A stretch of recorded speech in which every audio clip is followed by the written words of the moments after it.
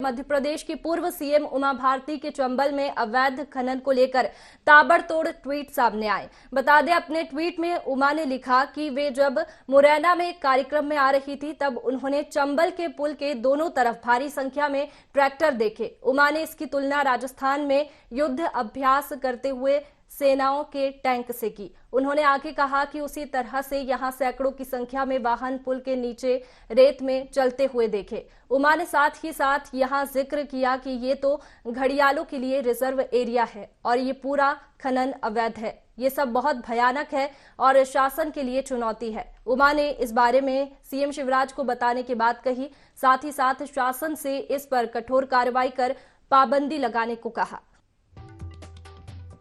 चंबल की माटी में अवैध उत्खनन का जिम्मेदार कौन है? आखिर ये धड़ल्ले से अवैध उत्खनन किया जा रहा है तो इसका जिम्मेदार कौन है? इस पर कार्रवाई क्यों नहीं होती? उमा के सवालों का क्या जवाब देगा प्रशासन? प्रशासन की ओर से क्या कार्रवाई इस पर की जाएगी? अवैध उत्खनन रोकने में क्यों नाकाम प्रशासन? क्यों कोई कार्रवाई अवैध उत्खनन में नहीं की जा सकती? उमा भारती ने क्यों किया युद्ध टैंक का जिक्र?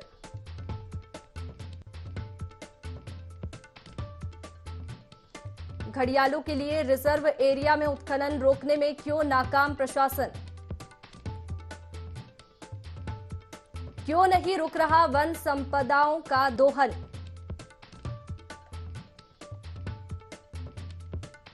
हाईकोर्ट के निर्देशों का क्यों नहीं हो रहा पालन? चलिए, इसी पर ज्यादा जानकारी के लिए हम रुक कर लेते हैं संदीप मिश्रा का। संदीप, उमा भारती पूर्व में सीएम भी रह चुकी है और वे बेहतर तरीके से जानती है कि शासन प्रशासन किस तरीके से काम करता है, और इसी को देखते हुए उमा भारती ने ट्वीट किया है। लेकिन क्या शासन प्रशासन इस ट्वीट पर के बाद में कोई कार्रवाई करेगा? कोई दिलचस्पी शासन प्रशासन इसमें लेगा?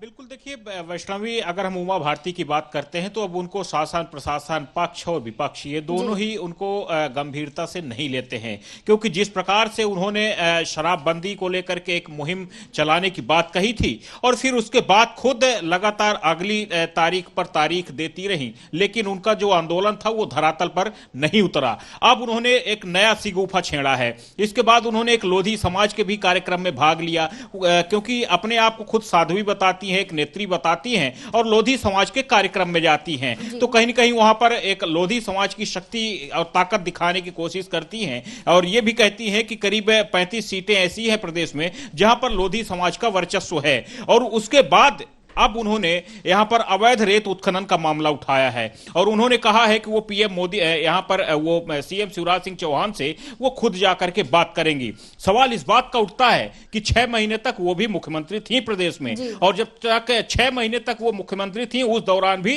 प्रदेश में पूरे धड़ल्ले से अवैध रेत उत्खनन चल रहा था। उस दौरान उन्होंने इस पूरे मामले में संज्ञान क्यों नहीं लिया? यह भी अपने आप में कहीं न कहीं बड़ा सवाल है, क्योंकि जब आप लाइन तैयार करते हैं तो वो लाइन आगे तक है और उसके बाद फिर बाबूलाल गौर मुख्यमंत्री बने, मुख्यमंत्री शिवराज सिंह चौहान फिर बने, तो ये सारी चीजें कहीं न कहीं वो पहले से ही चली आ रही हैं। और अब इन पर कहीं न कहीं अगर रोक लगाने की बात होती है तो प्रशासन अपने आप से की ओर अपनी तरफ से कोशिशें करता है। मुख्यमंत्री कभी भी नहीं चाहते कि प्रदेश में अवैध रेत उत्खनन हो, लेकिन एक इसका बड़ा नेटवर्क है, पक्ष हो या फिर विपक्ष, दोनों ही पार्टियां अवैध रेत उत्खनन में लिप्त हैं।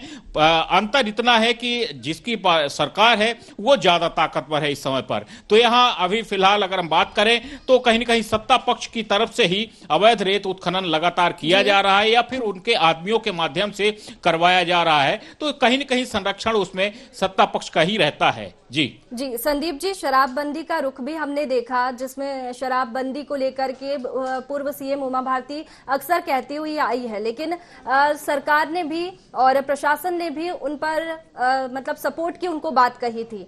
लेकिन हम देखें तो जमीनी हकीकत कुछ और ही है। कोई कार्रवाई शराबबंदी में नहीं हुई है, कोई काम शराबबंदी को लेकर नहीं हुआ है। तो क्या इस ट्वीट पर सीएम शिवराज सिंह चौहान कोई कार्रवाई करेंगे, कोई तहजीब देंगे? देखिए, मुख्यमंत्री शिवराज सिंह चौहान एक संवेदनशील मुख्यमंत्री हैं। जब भी उनके पास कोई मामला संज्ञान में आता है तो उस पर वो कार्रवाई जरूर करते हैं। जैसे आप देखिए, आज कहीं भी वो मंच में जाते हैं और वहां पर अगर उनको शिकायत मिलती है तो तत्काल प्रभाव से वो त्वरित कार्रवाई करते हैं, निलंबन की या फिर कोई भी कार्रवाई कानूनन जो होती है वो कार्रवाई करने में कभी भी नहीं चूकते। और एक बार फिर से अगर पूर्व मुख्यमंत्री उमा भारती ने इस प्रकार का मामला उठाया है और इस पूरे मामले में अगर थोड़ी सी भी सच्चाई है तो इस बात में कोई शक नहीं है कि मुख्यमंत्री शिवराज सिंह चौहान इस पूरे मामले को गंभीरता से लेंगे। लेकिन सबसे बड़ी बात यह है कि यहां पर जो पूर्व मुख्यमंत्री उमा भारती हैं, जिस प्रकार से उन्होंने आरोप लगाया है, तो वो कितना अपने आरोपों पर खुद खड़ी रहती हैं और खुद उस बयान पर टिकी रहती हैं, क्योंकि उनकी आदत बन गई है कि जब ट्वीट करती हैं तो एक ही मामले में 2, 3, 4, 5 और 10, 15, 20 तक लगातार ट्वीट करती हैं।